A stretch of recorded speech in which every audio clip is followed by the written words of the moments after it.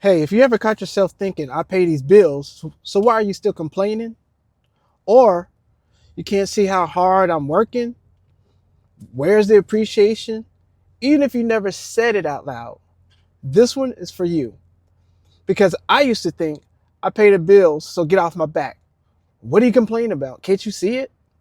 Why don't you appreciate it? I just don't get it. I'm working this hard and you still got something to say? And after I thought those things, the feeling was always the same. My family just doesn't get it. But they'll understand once I hit my goal and get this money. My spouse just doesn't get it. And if any of that sounds like you, I want you to lean in. Because that mindset was quietly eroding intimacy in my home for years. And I did not see it at the time. Back then, I honestly believed I was doing what a man was supposed to do. I'm not I'm only just now realizing in this restart and rise season, looking back at those moments and seeing the error of my ways. Today, I want to show you how that happened to me, and more importantly, how you can avoid turning the hustle into the very thing that slowly pushes your family away. Why you think you're doing it for them. This is day 4 of Restart and Rise. My name is Travis Robinson Jr. Restart and Rise is my 30-day journey of rebuilding my life from the inside out. For people who look okay on the outside, but deep down know something is off at home. Every day I'm pulling back the curtain on a moment that exposed my foundation. So you can see yourself in it and start making the shifts you need to restart and rise in your own life. So this is day 4. And this one is about one of the hardest mirrors I've had to look into. And a mirror you might need to look into. How constant hustle can quietly cost you intimacy with your wife and your kids, while all the time you're telling yourself you're doing it for them. So for the past 8, 9, almost 10 years, it hasn't just been a full-time job for me. It's been one job after another. Trucking that took the life out of me and took years to get my energy back. Tow trucks.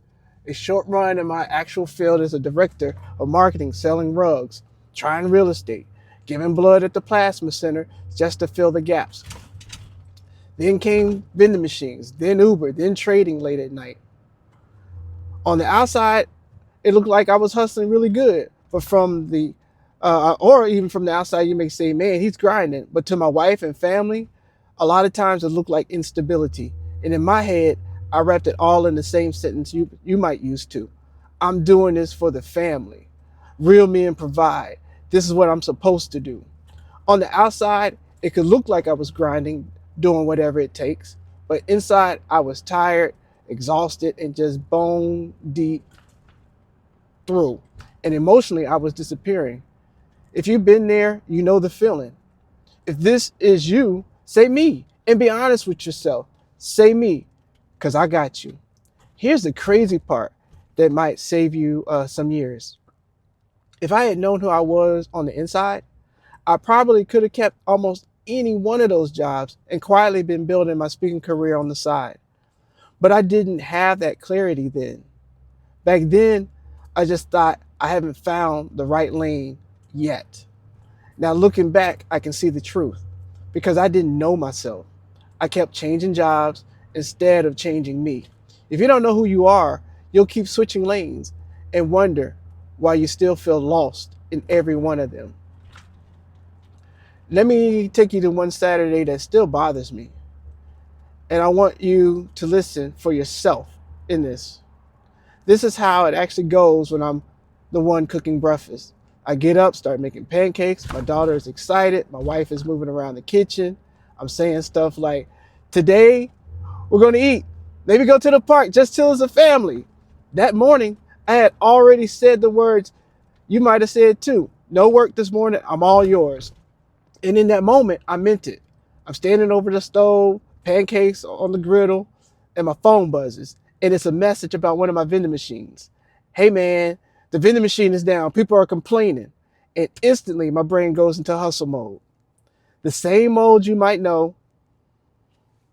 If I don't fix this now, I'll lose this location. If I lose this location, that's money gone. This is for my family. They need me to handle this.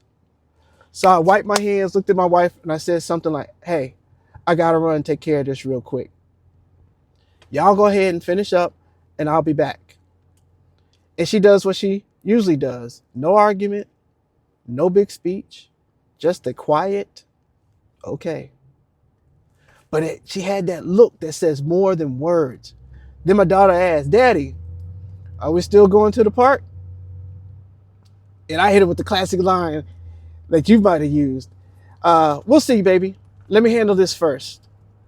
I hand off the spatula, grab my keys, kiss them on the forehead, and I'm out the door.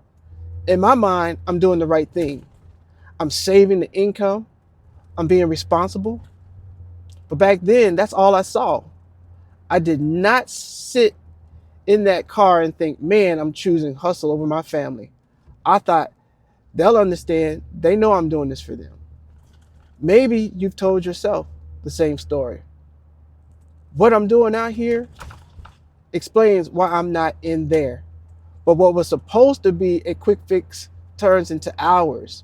Traffic, machine issues, a couple of extra. While I'm out, might as well stop to check other locations. Then by the time I come back, the whole day has shifted. The kitchen is clean, dishes are done, pancakes are finished. Sometimes my 20-year-old would step in to make sure everybody ate.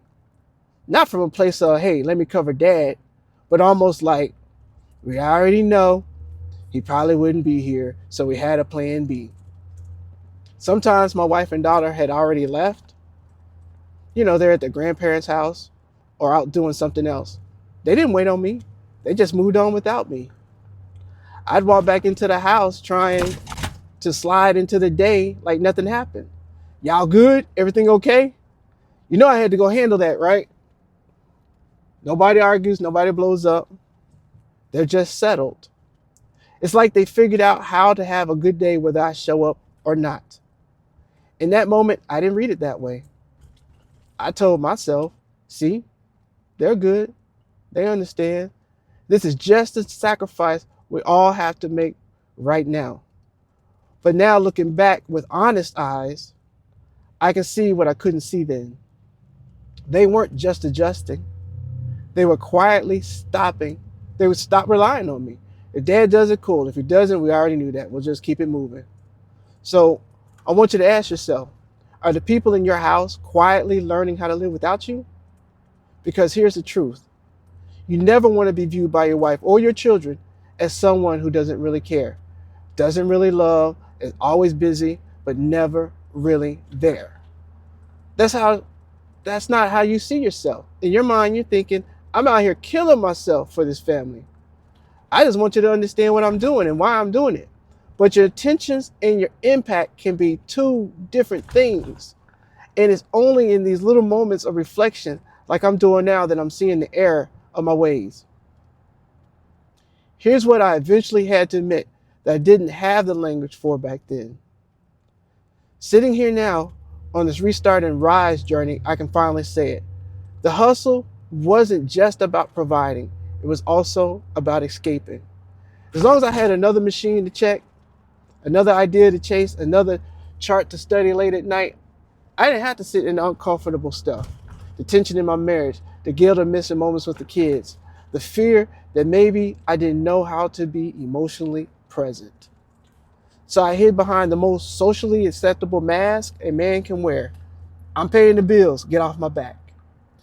Have any of you ever done that?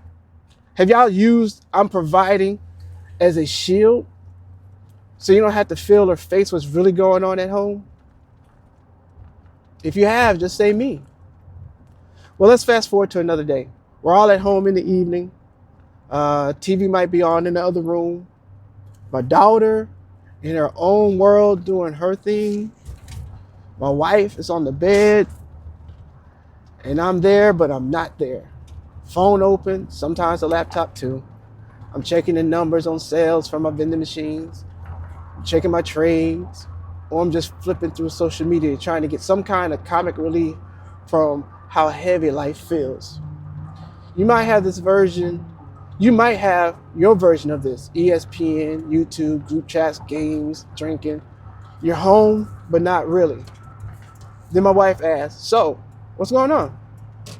And I mumble, Something like, it's been a long day, I'm tired, just a lot, just stuff.